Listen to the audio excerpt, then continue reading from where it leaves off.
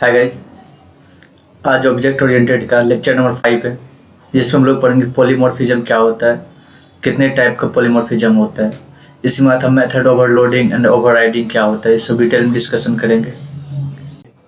Polymorphism क्या होता है? पॉलीमॉर्फिज्म,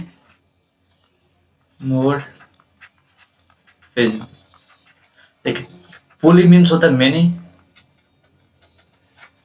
मॉर्फिज्म मीन्स फॉर्म, जिसका बहुत फॉर्म होता है, बहुत टाइप का होता है। जैसे मान लीजिए आपका वाटर जो होता है, इसका 3 फॉर्म है: सॉलिड, लिक्विड और गैस। ठीक है। जैसे मान लीजिए साउंड, जैसे कुत्ता भूकता है, बार्क, लायन का रोर। जैसे शेप, सर्किल, रेक्टेंगल, स्क्वायर। या आप रियल लाइफ में समझिएगा, जैसे एक आदमी है, देखिए एक पर्सन है, ठीक है, ये किसी का बेटा है, ठीक है। मान लीजिए इसका फादर कोई है, इसका ये सन होगा, ठीक है, ये फादर ये सन है। यही आदमी किसी का हस्बैंड है, ठीक। यही पर्सन किसी का ब्रदर भी, भाई भी है। देखिए आदमी तो वही है, लेकिन ये किसी का बेटा है, किसी का पति है, किसी का भाई है। तो इसका बहुत सारा फॉर्म जैसे हो रहा है। उसी टाइप पॉलीमॉर्फिज्म में क्या होता है कि एक पर्टिकुलर थिंग्स का कितना फॉर्म बन रहा है, ठीक है। तो इसका हम लोग यूज क्यों करते हैं ऑब्जेक्ट ओरिएंटेड में, पॉलीमॉर्फिज्म का? तो चलिए समझते हैं। देखिए पहले तो रियल लाइफ में ये समझिएगा, the world polymorphism means having many form, जिसका बहुत सारा फॉर्म होता है उसको बोलते हैं पॉलीमॉर्फिज्म। एक एग्जांपल यहाँ पे लिखा हुआ, a person at the same time can have different characteristics, like a man at the same time is a father. वो किसी का पिता हो सकता है, या किसी का पति हो सकता है, या किसी का भाई हो सकता है, या किसी का एम्प्लॉय हो सकता है। पर्सन तो सेम है, लेकिन ये अलग अलग फॉर्म हर जगह दिखा रहा है। पॉली मीन्स होता है मेनी एंड मॉर्फ मीन्स होता है फॉर्म। जिसका मैनी फॉर्म होता है उसको बोलते हैं पॉलीमॉर्फिज्म। पॉलीमॉर्फिज्म 2 टाइप का होता है। एक होता है कंपाइल टाइम पॉलीमॉर्फिज्म, एक होता है run time polymorphism. Compile time को बोला जाता है स्टैटिक भी, ठीक है, और रन टाइम को बोला जाता है डायनेमिक। देखिए इसमें होता है मेथड ओवरलोडिंग, और इसमें होता है मेथड ओवरराइडिंग। और इसमें होता है मेथड ओवरराइडिंग, ठीक है। तीसरा पॉइंट, देखिए इसको जो कंट्रोल करता है कंपाइलर के थ्रू ये हैंडल होता है, कंपाइलर इसको हैंडल करता है। और रन टाइम में किसको कौन करता है? जेवीएम। तो पॉलीमॉर्फिज्म का 2 टाइप होता है, एक होता है कंपाइल टाइम, एक होता है रन टाइम पॉलीमॉर्फिज्म।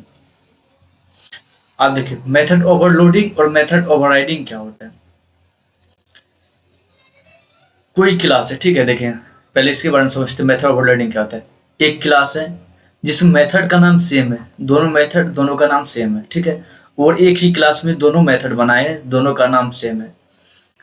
अब क्या होगा, हम जब मेथड बनाते हैं उसमें आर्गुमेंट देते हैं, लेकिन अगर ओवरलोडिंग करना होता है तो आपका जो ये मेथड में जो आर्गुमेंट होगा ना, वो डिफरेंट होना चाहिए, ठीक है, डिफरेंट आर्गुमेंट होना चाहिए। अगर मान लीजिए यहाँ पे इंट है, तो अगर दूसरा कोई मेथड बनाया हुआ सेम नाम का, तो उसमें स्ट्रिंग देना होगा, ठीक है। देखिए दोनों अलग है। दूसरा कि नंबर ऑफ आर्गुमेंट, इसमें अगर एक है, जैसे इंट है, मान लीजिए यहाँ पे स्ट्रिंग था, उसके बाद दे देते, स्ट्रिंग के बाद दे देते मान लीजिए कैट दे दिए, ठीक है। नंबर ऑफ आर्गुमेंट दोनों में डिफरेंट है। डिफरेंट आर्गुमेंट बोला था, जिसमें क्या टाइप ऑफ आर्गुमेंट चेंज कर ले, पहले इंट था फिर स्ट्रिंग था, ठीक है। फिर दूसरा क्या दिए थे, इसमें एक आर्गुमेंट है, इसमें हम 2 आर्गुमेंट देते। तीसरा क्या, जैसे इंट ए है ना, जैसे इंट ए और स्ट्रिंग भी मान लीजिए, तो हम स्ट्रिंग ए और इंट भी कर सकते हैं। देखिए सीक्वेंस दोनों के डिफरेंट है, तब इसमें मेथड ओवरलोडिंग होता है। अब क्या होता है मेथड ओवरराइडिंग में, समझते हैं। मेथड ओवरराइडिंग में क्या होता है, मेथड का नाम सेम होना चाहिए, ठीक है, लेकिन वो जो मेथड क्रिएट होगा वो डिफरेंट क्लास में होना चाहिए।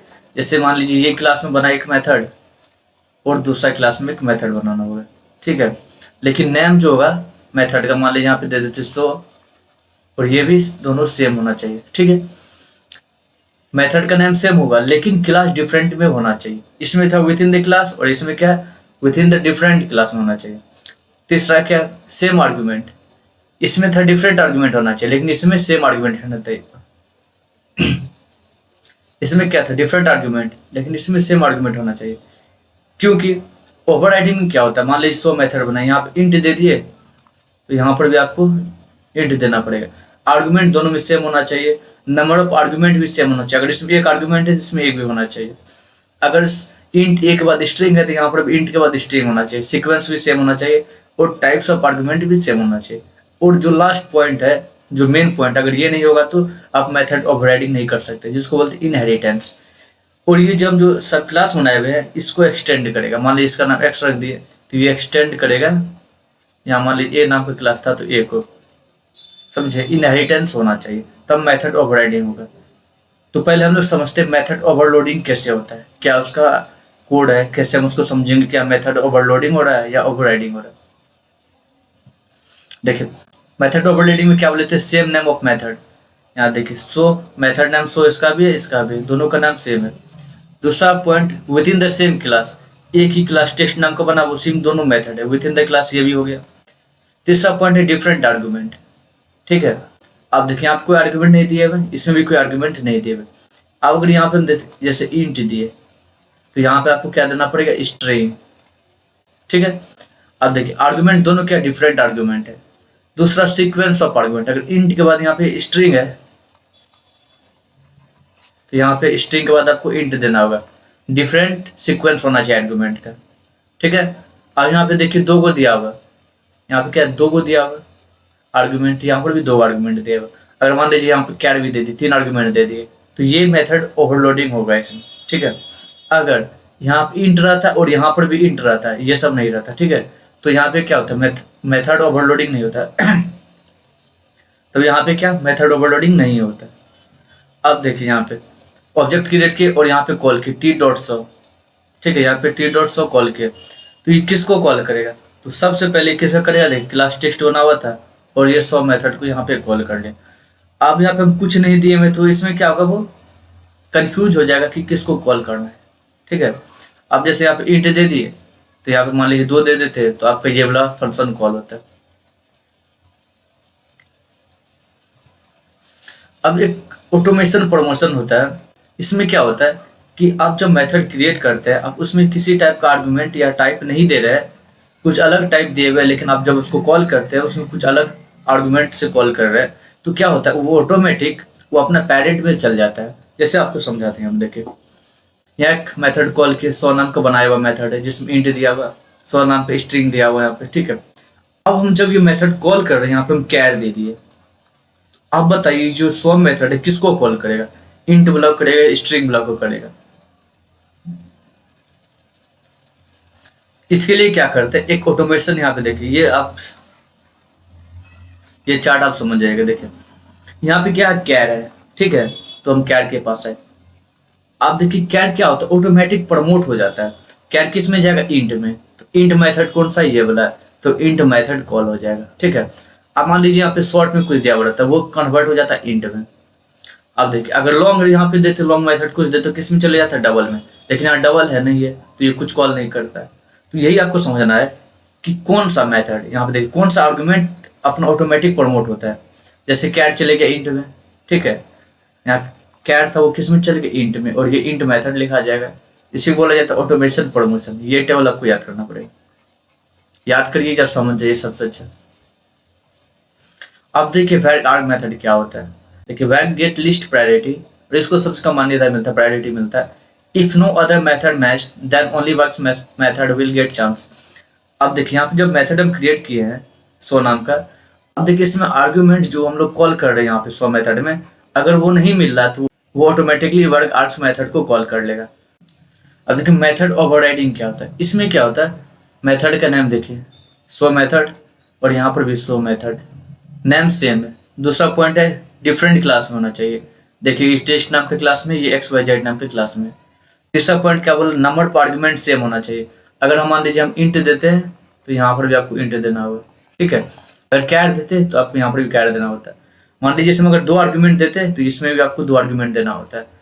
फिर टाइप्स ऑफ आर्ग्यूमेंट सेम होना चाहिए, नंबर ऑफ आर्ग्यूमेंट सेम होना चाहिए, सीक्वेंस भी सेम होना चाहिए। इंट के बाद अगर स्ट्रिंग है तो यहाँ पर भी इंट के बाद स्ट्रिंग होना चाहिए। एंड लास्ट बोले थे इनहेरिटेंस प्रॉपर्टी होना चाहिए। इनहेरिटेंस मतलब जो पहला क्लास उसको क्या करेगा, एक्सटेंड किया बढ़ेगा। इनहेरिट करने के लिए हम जो कीवर्ड यूज करते हैं उसको बोलते हैं एक्सटेंड कीवर्ड। अब इसमें देखिए हम टी नाम का एक ऑब्जेक्ट क्रिएट करते हैं, न्यू लगा के हम क्या किए, ऑब्जेक्ट क्रिएट किए टी नाम का। अब देखिए टी डॉट शो कॉल करते हैं, ये किसको कॉल करेगा, टी डॉट शो है यहाँ पे, ये इसको कॉल कर रहा है 1 को, क्योंकि यहाँ पर हम लोग क्या किए, एक्सटेंड कर चुके हैं क्लास टेस्ट को, ठीक है। अगर आपको जिसमें हम ये वाला फंक्शन कॉल करना होता तो आपको इस क्लास नेम से आपको ऑब्जेक्ट क्रिएट करना होता है। देखिए एक्स वाई जेड नाम से हम एक्स क्रिएट किए, ये ऑब्जेक्ट है, आप कॉल करेंगे ना तब ये वाला आउटपुट आएगा। लेकिन अगर डायरेक्ट हम अगर टेस्ट क्लास से ऑब्जेक्ट क्रिएट करते हैं तो वो जिसको हम लोग इनहेरिट किए हैं वो मेथड को कॉल करेगा। अब देखिए ऑब्जेक्ट क्या होता है, देखिए जितना भी रिटर्न टाइप होता है सब में सबसे बड़ा होता है ऑब्जेक्ट। उसके बाद देखिए यहाँ पे देखिए ये सब सेम लेवल का है। उसके बाद आता है byte, short, integer, long, float, double, ठीक है। अब क्या करना आपको, पेरेंट रिटर्न टाइप और चाइल्ड रिटर्न टाइप यहाँ जो हम लिखे हैं आप समझिएगा। अब जब हम लोग पेरेंट क्लास बनाते हैं, पेरेंट क्लास जब बनाते हैं, पेरेंट नाम से क्लास बनाते हैं, उसका रिटर्न टाइप मान लीजिए ऑब्जेक्ट बनाए और चाइल्ड क्लास है, अब उसका रिटर्न टाइप यहाँ पे मान लीजिए हम दे देते हैं लॉन्ग, ठीक है। ये चलेगा क्योंकि देखिए इसका जो प्रायोरिटी हाई है और चाइल्ड का ये लॉन्ग जो है, ये चाइल्ड में जो हम लिखे हैं रिटर्न टाइप वो लो है। क्या होता है, पेरेंट क्लास में जो रिटर्न टाइप होता है हमेशा ग्रेटर देन होना चाहिए चाइल्ड क्लास का रिटर्न टाइप में, वही आप लिखिए। अब कोड के थ्रू समझते हैं। देखिए यहाँ पे एक ऑब्जेक्ट नाम के शो नाम का मेथड बनाए, ये रिटर्न टाइप ऑब्जेक्ट नाम का रिटर्न टाइप है। अब देखिए एक्स वाई जेड बनाए और इसका रिटर्न टाइप दिया स्ट्रिंग, ये चाइल्ड है। अब देखिए ऑब्जेक्ट का प्रायोरिटी हाई है और स्ट्रिंग का लेस है, ये प्रोग्राम जो है इजीली रन कर जाएगा, ठीक है। अगर मान लीजिए यहाँ पे हम दे देते हैं, यहाँ पे दे देते हैं मान लीजिए इंट दे दिए, ठीक है। तो यहाँ पर अगर आप दे देते ऑब्जेक्ट, अगर ऑब्जेक्ट दे देते तो ये एरर ऑकर करता है, ठीक है। अब पेरेंट क्लास, देखिए पेरेंट क्लास में आप एक्सेस मॉडिफायर लगाते हैं। अगर पेरेंट क्लास में जो एक्सेस मॉडिफायर होगा वो कम पावरफुल होना चाहिए चाइल्ड क्लास का, तब ओवररिडन इजीली हो जाता है। मान लीजिए यहाँ पे कुछ नहीं दिए तो बाय डिफॉल्ट यहाँ पर रहता है एक्सेस मॉडिफायर और यहाँ पे पब्लिक दे दिए, पब्लिक दे दिए तो इजीली क्या होगा, ओवररिडन कर जाएगा। अब मान लीजिए यहाँ पे हम दे देते पब्लिक और यहाँ पे कोई भी रिटर्न टाइप नहीं लिखते तो ये ओवरराइडन नहीं कर पाएगा और एरर ऑकर करता है। वहीं आप लिख दिए कि सब क्लास का जो एक्सेस मॉडिफायर होगा पेरेंट क्लास से हाई पावर का होना चाहिए, ठीक है। अगर आपका पेरेंट क्लास डिफॉल्ट है, एक्सेस मॉडिफायर है और चाइल्ड पब्लिक लगा दिए तो ये इजीली काम करेगा। दूसरा पॉइंट देखिए, अगर आपका पेरेंट क्लास प्रोटेक्टेड है और आपका चाइल्ड क्लास पब्लिक है तो ये भी ओवरराइडन करेगा। तीसरा पॉइंट, अगर आपका जो पेरेंट क्लास वो पब्लिक है और चाइल्ड क्लास बाय डिफॉल्ट है तो ये प्रॉब्लम ऑकर कर जाएगा। ये कोड का रीडेबिलिटी बढ़ा देता है, बार बार आपको लिखना नहीं पड़ेगा।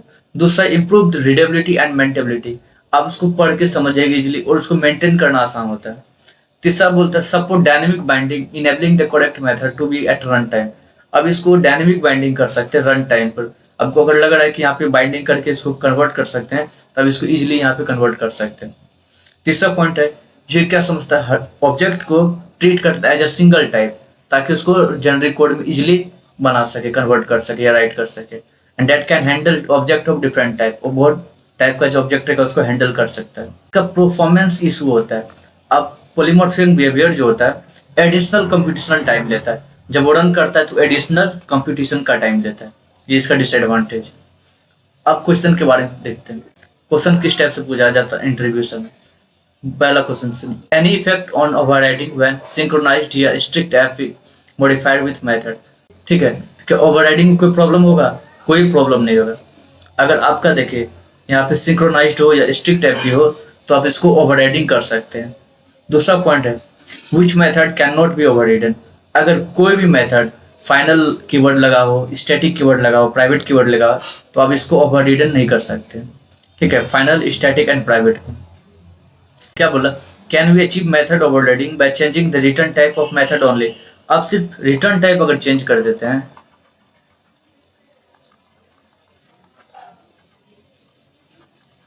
आप सिर्फ रिटर्न टाइप चेंज कर दीजिएगा तो आपका मेथड ओवरलोडिंग हो जाएगा। नहीं, आपको क्या क्या देखना होगा, सेम क्लास में है या नहीं है, आर्गुमेंट डिफरेंट है या नहीं है, ठीक है, सीक्वेंस भी अलग है या नहीं है, तब ओवरलोडिंग होता है। सिर्फ आपको रिटर्न टाइप चेंज करने से आपका मेथड ओवरलोडिंग नहीं होगा। चौथा क्वेश्चन है, can be overload Java main method. देखिए, आप मेन मेथड को जितना बार चाहिए आप उसको ओवरलोड कर सकते हैं, क्योंकि जेवीएम जो होता है वो कॉल किसको करता है, मेन मेथड स्ट्रिंग आर्गुमेंट को करता है, ठीक है, इसलिए आप मेन मेथड को ओवरलोड कर सकते हैं। अगर आपको वीडियो अच्छी लगी हो तो लाइक करें, शेयर करें या सब्सक्राइब करें। Thank you for watching.